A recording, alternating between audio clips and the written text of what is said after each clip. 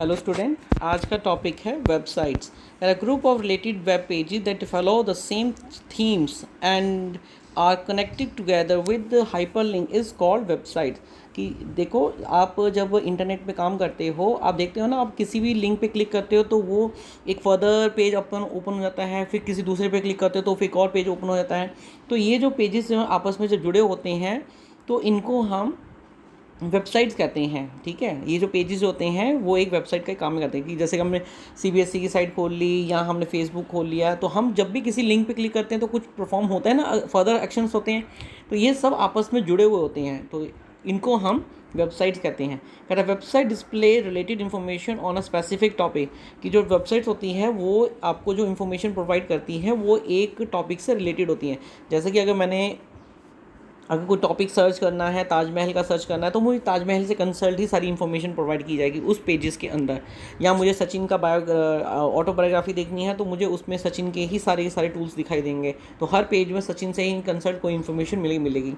तो each website is access by its own address known as URL. की जो भी वेबसाइट जो है आप एक्सेस करते हो वो एक पर्टिकुलर उसका एक एड्रेस होता है जिसको हम यूआरएल कहते हैं। दिस मेन और first page of the website is known and home page. और जो भी वेबसाइट का जो पहला पेज होता है उसको हम होम पेज कहते हैं। वेब ब्राउज़र, कहते वेब ब्राउज़र क्या होते हैं? देखो, सिंपल सा है। वेब ब्राउज़र वो एप्लीकेशन सॉफ्टवेयर्स हैं जिनका यूज़ आप अपने जो इंटरनेट के जो पेजेस हैं उनको ओपन करने के लिए करते हो। जैसे कि आपको मालूम ही है कि HTML का जो भी फॉर्मेट है वो ब्राउज़र्स के ऊपर ही ओपन होता है। तो जो भी रिक्वेस्ट आप सेंड करते हो वो ब्राउज़र्स के थ्रू ही करते हो आप। तो ब्राउज़र के थ्रू जो भी आप वेबसाइट ओपन कर रहे हो, चाहे आप कोई लिंक ओपन कर रहे हो, चाहे गूगल में सर्च मार रहे हो, वो सब के सब ब्राउज़र्स के ऊपर ही एक्टिव होते हैं। और ये जो सारे के सारे पेज होते हैं ये ग्लोबल वर्ल्ड वाइड वेब होते हैं। मतलब कि आप किसी भी इंटरलिंक पे क्लिक कर सकते हो और ये ग्लोबलाइज्ड हैं, कहीं से भी ओपन कर सकते हो और किसी भी साइट से किसी भी साइट को आप ओपन करके देख सकते हो। और इनका भी सेम वही है, आइडेंटिफाई। इनका यूआरएल जो है वो एक जो है आइडेंटिफाई किया जाता है। कहता है कि this information relies in the identify by the URL as may be the web page, image, video और अदर पीस ऑफ कंटेंट। कि जो भी इनका यूआरएल होता है, यूनिफॉर्म रिलेटेड होता है, वो किससे कंसर्न होता है? कि जो भी आपके वेब पेज होते हैं उनमें इमेजेस हो सकती हैं, वीडियोस हो सकती हैं या कॉन्टेक्स्ट हो सकते हैं, जो भी कोई GUI फॉर्मेट्स, ग्राफिक्स हो सकते हैं। तो वो सब के सब जो हैं वो ब्राउज़र्स के ऊपर ईजिली ओपन हो जाते हैं। कह रहा browser are primarily intended as to be used to world wide web. They can also be used to access information providing by web server is private network to file system। कि ये जो आपके world wide web हैं, ये कह रहे कि आपको एक्सेस कोई भी आप अगर एक्सेस करना चाहते हो किसी भी इंफॉर्मेशन को लेकर, तो ये आपको परमिशन देते हैं कि आप वेब सर्वर के थ्रू प्राइवेट नेटवर्क की जो फाइल्स हैं उनको भी आप फाइल्स या फाइल सिस्टम है उनको एक्सेस कर सको ईजिली। और these major web browser are, कि जो भी ब्राउज़र्स आप यूज़ करते हो उनके नाम आपको मालूम ही हैं। क्रोमे है, फायरफॉक्स है, इंटरनेट एक्सप्लोरर है, ओपेरा है, सफारी है। ये वो ब्राउज़र्स हैं जिनका यूज़ आप मेनली किसी भी वेबसाइट को ओपन करने के लिए यूज़ करते हो। अगला है आपका वेब सर्वर। कह रहा the term web server can refer either to the hardware or to software that helps to deliver web context accessible through the internet। कि वेब सर्वर एक ऐसा एक वे है जो हार्डवेयर और सॉफ्टवेयर से कंसल्ट होकर चलता है, जो कि आप किसी भी एक्सेस को इंटरनेट के थ्रू अगर कोई एक्सेस करना चाहते हो तो ये आपको परमिशन देता है। और आपको मालूम ही है वेब सर्वर जो भी इंफॉर्मेशन आप प्रोवाइड करते हो अपने लिए वो वेब सर्वर से ही निकल के आती है कहीं ना कहीं से। The most common use of web server is to host website. कि सबसे कॉमन जो आप वेब सर्वर का यूज़ करते हो वो होस्ट वेबसाइट ही माना जाता है। But there are other use such as gaming. कि इसके अलावा भी कोई यूज़ है, वो है गेमिंग के लिए, डाटा स्टोरेज के लिए और रनिंग एंटरप्राइज एप्लीकेशंस के लिए भी किया जाता है। A computer can be turned into the web server by installing server software and connect to the machine to the internet. कि कोई भी कंप्यूटर जो है वो वेब सर्वर बन सकता है, उसके लिए आपको सर्वर इंस्टॉलेशन सर्वर सॉफ्टवेयर की ज़रूरत पड़ती है, और वो जो मशीन है वो कनेक्ट होना चाहिए इंटरनेट से। They are mainly web server software application including public domain software form NCSA and Apache and commercial package for software NetSurf and others। कि there are many web server कि आप जितना भी आप इंटरनेट में वर्क करते हो तो कह रहे हैं कि बहुत सारे वेब सर्वर सॉफ्टवेयर एप्लीकेशंस जो हैं आपको मिल जाएंगे, जो कि आपके पब्लिक डोमेन सॉफ्टवेयर्स भी होते हैं, जैसे कि NCSA है या अपैची है, या इसके अलावा भी जो माइक्रोसॉफ्ट है, नेटसर्फ है या अदर हैं, ये सब के सब जो हैं आपको किसी न किसी तरीके से web server software application provide करते ही करते हैं। अगला है आपका वेब होस्टिंग। कहता है web hosting services is type of internet hosting services that allows individual and organisations to make their websites across via the world wide web. कि web hosting होता है क्या है, कहता है कि ये एक तरह का आपका इंटरनेट होस्टिंग सर्विस है जो कि आपको इंडिविजुअली या ऑर्गेनाइजेशंस दोनों अलाउ करती हैं कि आप वर्ल्ड वाइड वेब के थ्रू किसी भी वेबसाइट को आप एक्सेस कर सको easily. Web host is a business of providing server space. कि वेब होस्टिंग जो है वो एक तरह से आपको बिजनेस पर्पस के लिए सर्वर स्पेस प्रोवाइड भी करती हैं। Web service and file maintain of the websites controlled by individual और company that do not have their own web server. कि जिन कंपनी के पास अपना कोई वेब सर्वर नहीं होता है वो इनके लिए काम भी करते हैं, मतलब इनको आप काम में ला सकते हो, और साथ में आप इनके फाइल मेंटेन करना हो या आपको इंडिविजुअली कोई वेबसाइट कंट्रोल करना हो तो आप ये सारे काम इनके थ्रू कर सकते हो।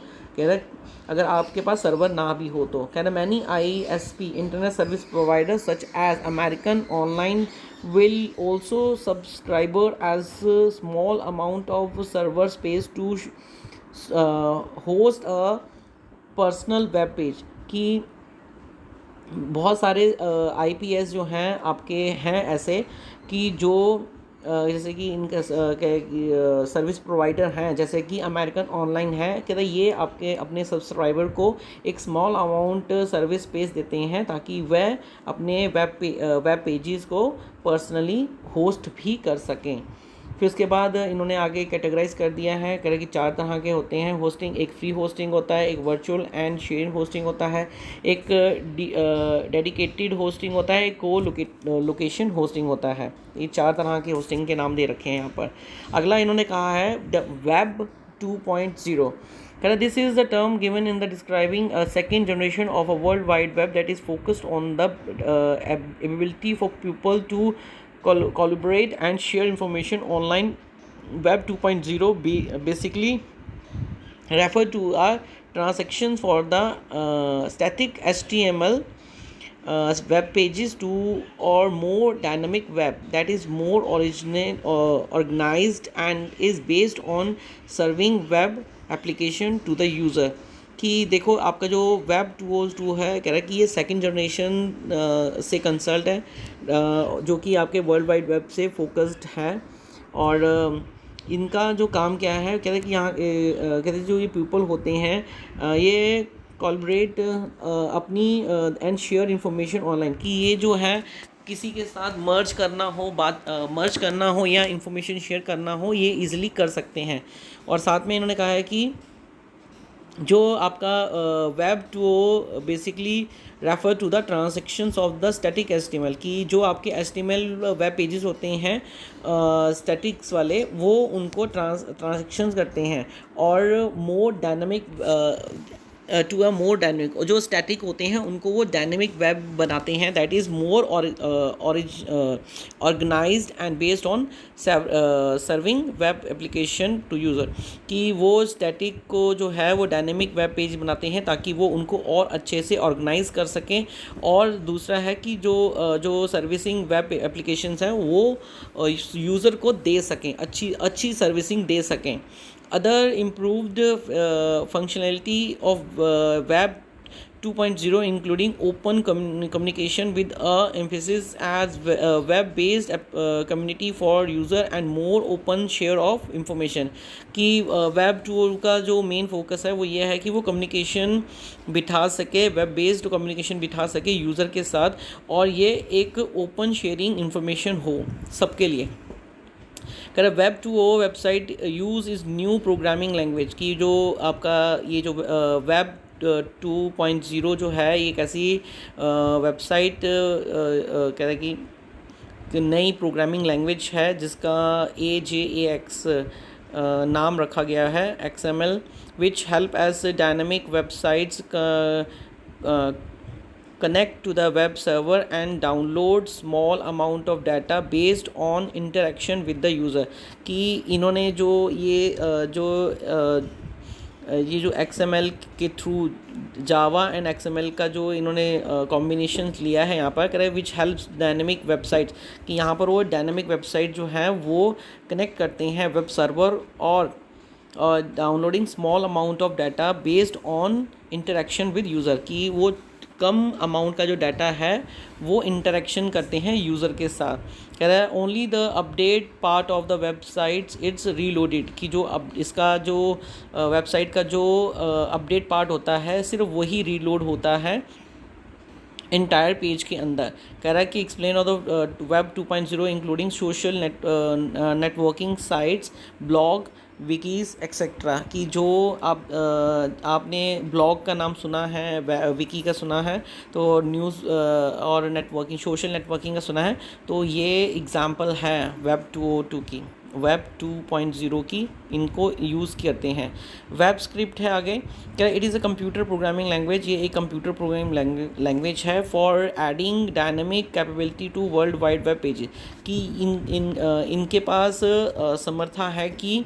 सामर्थ्य है कि ये अपने पेजेस को वर्ल्ड वाइड वेब जो हैं वो डायनेमिक तरीके से पेश कर सकें। Web page make up the HTML और XML are largely static document.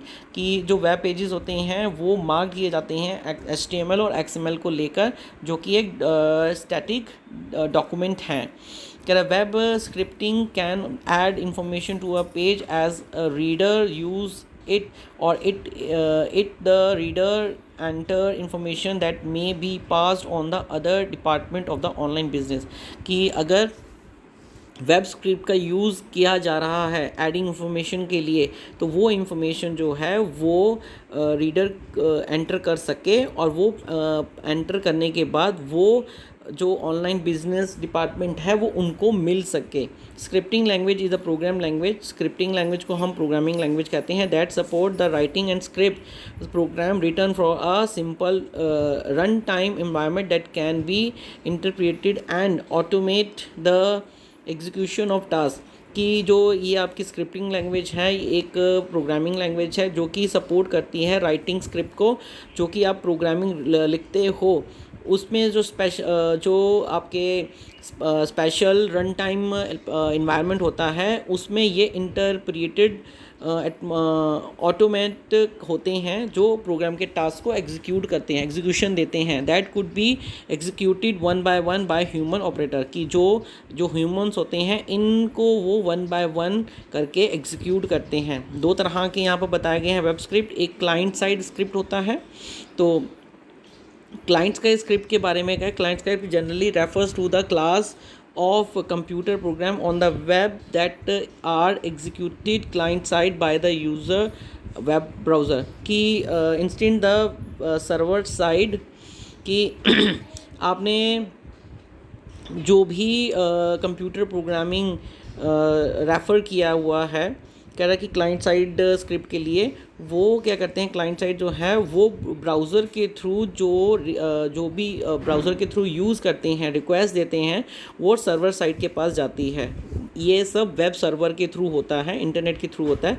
This type of computer programming is an important part of dynamic HTML, यानी इसको हम DHTML कहते हैं कि ये कंप्यूटर प्रोग्रामिंग का एक बहुत ही इंपॉर्टेंट पार्ट है जिसको हम डायनामिक HTML कहते हैं, जो कि enable web pages to script, जो कि वेब पेजेस के इन स्क्रिप्ट को इनेबल करता है, that is to have different and.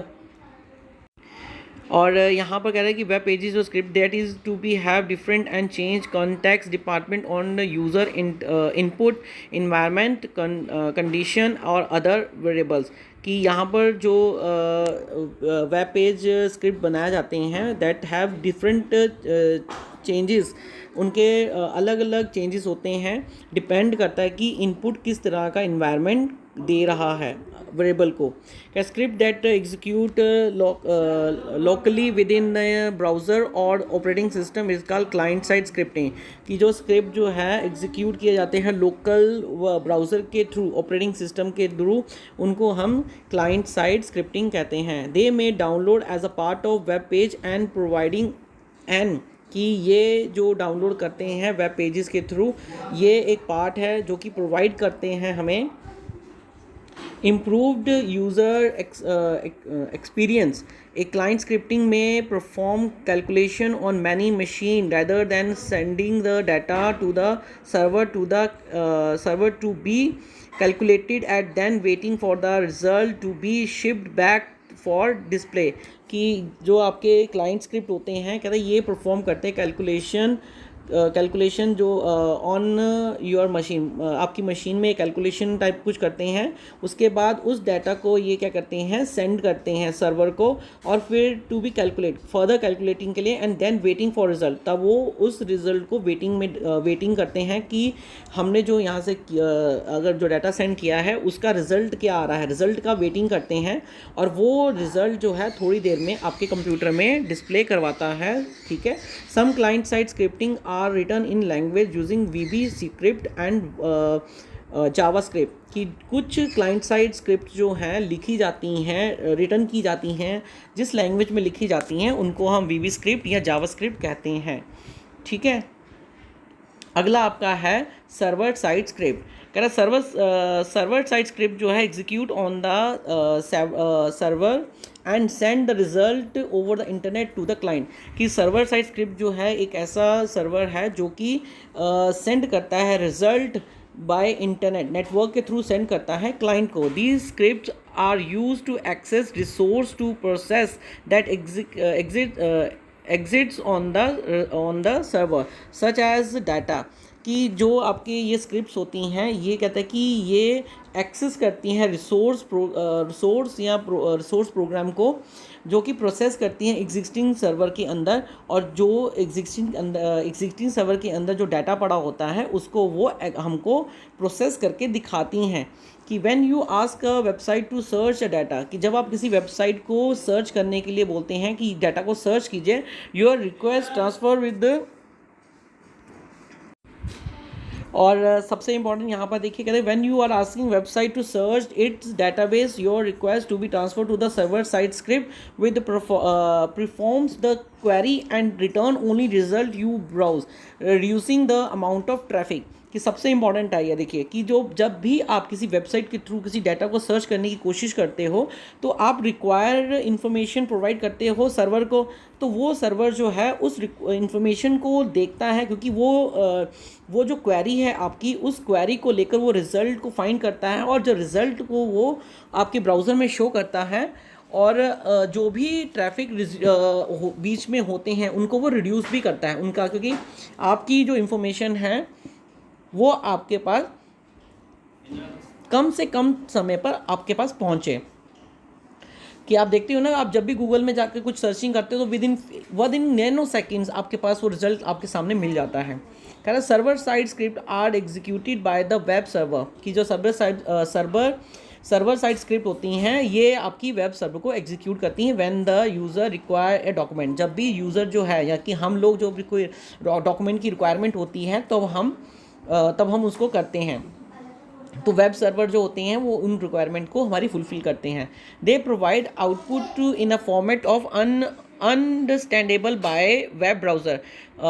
ये जो इन्फॉर्मेशन हमें प्रोवाइड करते हैं, कह रहा है ये ब्राउज़र के थ्रू प्रोवाइड करते हैं जिसको आप अच्छे से अंडरस्टैंड कर सको, जिसमें मोस्टली पार्ट HTML का माना जाता है। अब देखते हो ना कि जो भी वर्किंग आप करते हो सारा का सारा HTML बेस्ड ही होता है, और आपके कंप्यूटर में HTML जो है वो प्रॉपर वे में आता है ब्राउज़र्स के थ्रू, और यूज़र जो भी चाहता होता है वो कंप्यूटर में उसको मिल जाता है अच्छे से।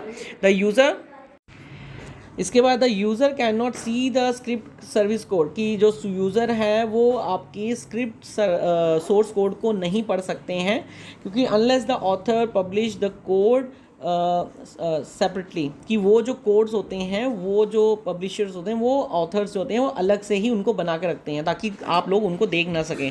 कह रहा है and may not even be aware that the script was executed, और दूसरी चीज़ है कि कोई भी स्क्रिप्ट है उनको एग्जीक्यूट ना कर सके। कह रहा है कि सम सर्विस साइड स्क्रिप्ट जो हैं ASP, JSP और HPH हैं, ये आपके एक्टिव सर्वर पेज और बाकी मैं आपको बाकी भी हैं JSP और PSP, ये सारे के सारे जो हैं आपके स्क्रिप्ट साइड हैं, इनका यूज़ जो है वो इसीलिए करते हैं। और आगे है आपका ASP का देखो एक्टिव सर्वर पेज का है, कह रहा it is server side scripting language, ये आपका सर्वर साइड स्क्रिप्टिंग लैंग्वेज है। और when ASP dynamic web page can be executed by enabling scripting code inside the HTML page, की ये जो आपके ASP होते हैं ये डायनामिक वेब पेजेस होते हैं जो कि क्रिएट किए जाते हैं आपके स्क्रिप्ट कोड के अंदर, आपके HTML पेज के inside. The code is run by the web server because the page is return to the browser, कि जो आपके कोड होते हैं वो रन होते हैं वेब सर्वर के द्वारा जब आप ब्राउज़र से इनको इस पेज को रिटर्न करवाते हो। Both visual basic and JavaScript can be used for ASP code, कि विजुअल बेसिक और जावास्क्रिप्ट जो है वो ASP कोड के लिए यूज़ की जाती हैं। आगे आपका JSP है जावा सर्वर पेज, कह रहा है it is server side scripting language developed by the Sun micro system, कि सन माइक्रो सिस्टम ने ये सिस्टम बनाया था, ये लैंग्वेज जो आपकी JSP जो बनाया था जिसको आप यूज़ करते थे सर्वर साइड स्क्रिप्टिंग लैंग्वेज, ठीक है। और with JSP dynamic web page can be created by enabling Java code inside HTML page, कि ये जो JSP है ये dynamic web pages can created बनाते हैं जब भी आप जावा कोड या HTML का जावा कोड का यूज़ करते थे HTML पेज के अंदर। The code is run by the web server because the page is return to the browser, कि जो कोड हैं वो कहते हैं रन होते थे वेब सर्वर के द्वारा, कि जब भी आप किसी पेज को ब्राउज़र के ऊपर रिटर्न करते थे। कह रहा सिंस JSP यूज़ जावा, की आपको पता है कि जो JSP वो जावा को सपोर्ट करती है, यूज़ करती है। The technology is not limited to any server specified platform, की और दूसरी चीज़ है कि ऐसी टेक्नोलॉजी है नॉट लिमिटेड नहीं है क्योंकि एनी स्पेसिफिक प्लेटफॉर्म को रिकॉग्नाइज कर सके। फिर अगला है आपका PHP, कह रहा hypertext preprocessors is powerful server side scripting language, कि ये जो PHP है एक बहुत ही powerful server side scripting language है जो कि क्रिएटिंग डायनामिक और इंटरैक्टिव वेबसाइट क्रिएट करने के लिए यूज़ की जाती है। PHP is widely use for free and effective alternative of competitors such as Microsoft ASP, की जो ASP है कहता है कि इसका यूज़ इसलिए ज़्यादा किया जाता है क्योंकि ये फ्री एंड इफ़ेक्टिव बहुत ही ज़्यादा इफ़ेक्टिव होती है, और मोस्टली जो माइक्रोसॉफ्ट ASP है इसको यूज़ करते हैं। कि web page are created with PHP and HTML, कि यहाँ पर जो वेब पेज बनते हैं वो PHP और HTML के बेसिस में बनते हैं। When a visitor open the page, जब कोई विजिटर है किसी पेज को ओपन करता है, the server process the PHP command, तब जो प्रोसेसर है वो PHP कमांड को प्रोसेस करता है and then send the result to visitor browser, और उसके बाद जो भी रिजल्ट निकलता था वो विजिटर के ब्राउज़र में शो करवा देता था। आगे कुछ पॉइंट्स हैं, इनको भी आपको ध्यान से देना है। नोड्स किसे कहते हैं, देखा है एनी सिस्टम और device connecting to the network is called node, कि कोई भी सिस्टम या डिवाइस कंप्यूटर नेटवर्क से कनेक्ट होता है उसे हम नोड कहते हैं। सर्वर किसे कहते हैं, कह रहा server the node which providing services to the network, कि जो सर्वर आपको नेटवर्क सर्विस प्रोवाइड करता है और किसी फिक्स एड्रेस पे करता है उसको हम सर्वर कहते हैं। बिट रेट क्या है, कहता है bit rate is related to a speed of device, कि ये एक डिवाइस की स्पीड से रिलेटेड है। The speed by which binary digit can be transferred over a communication channel during unit time travelling, कि इसमें जो स्पीड होती है वो बाइनरी डिजिट्स के थ्रू कैन बी ट्रांसफर्ड होती है जब भी आप किसी भी कम्युनिकेशन चैनल का यूज़ करते हो अपनी डाटा को ट्रैवलिंग कराने के लिए। और पैकेज क्या होता है, package is a group of bit that including data and control information, कि पैकेज एक ग्रुप ऑफ बिट्स हैं जो कि आपके डाटा को और कंट्रोल इन्फॉर्मेशन को इंक्लूड है, इन दोनों से संबंध रखता है। डाटाग्राम क्या है, a package independent of other packages, जब कोई एक पैकेज इंडिपेंडेंट अदर पैकेजेस के ऊपर होता है, that carries information sufficient for the routing for the originate data transmit equipment to the destination DTE without the need of establishing the connection between DTC and network, कि जब आपको किसी भी data को एक जगह से दूसरी जगह ट्रांसमिट करना होता है और विदाउट DTE के द्वारा, तब आप विदाउट DTE जो भी नीड ऑफ इस्टेब्लिश, जो भी नेटवर्क इस्टेब्लिश होता है वो कह रहा है कि DTE और नेटवर्क के बीच में होता है।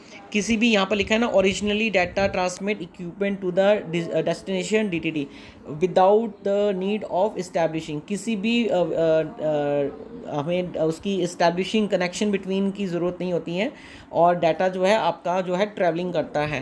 डाटा डिजिटल डाटा, और जब आप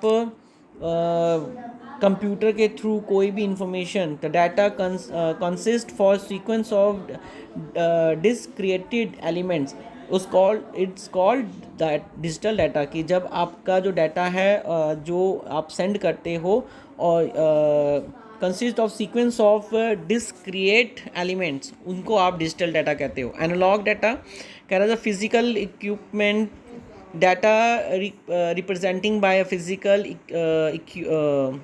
quantity that is considered to be continuously variable, and those magnitude is made directly proportional to the data or substitute functions of the data। उसके बाद इसके अलावा आपका वर्चुअल सर्किट्स हैं, package switching services in which connections is established between two stations at a starting to transmission, की packages हम उसे कहते हैं जब आपका कनेक्शन जो है इस्टेब्लिश होता है दो स्टेशंस के बीच में और आपका ट्रांसमिशन जो है वो स्टार्ट होता है।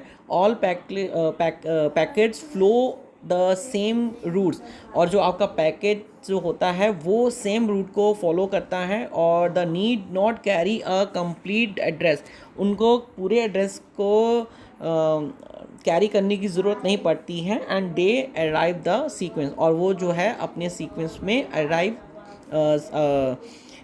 कर जाते हैं, मतलब डेस्टिनेशन तक वो पहुंचते हैं। ठीक है, और इस तरीके से आपका डाटा जो है ट्रैवलिंग वर्चुअल सर्किट से क्रिएट होकर चलते हैं। तो ये कुछ 4 क्वेश्चंस हैं, इनको आप अटैम्प्ट कर लेना। बाकी छोटी छोटी चीज़ें हैं, इनको ज़रूर देख लेना। VB स्क्रिप्ट क्या होता है, जावा स्क्रिप्ट क्या होता है, छोटे छोटे टॉपिक्स हैं, इनको एक बार अच्छे से देख लेना। और बाकी क्वेश्चन आंसर्स मैं अगली वीडियो में आपको बताता हूँ। ठीक है, थैंक यू।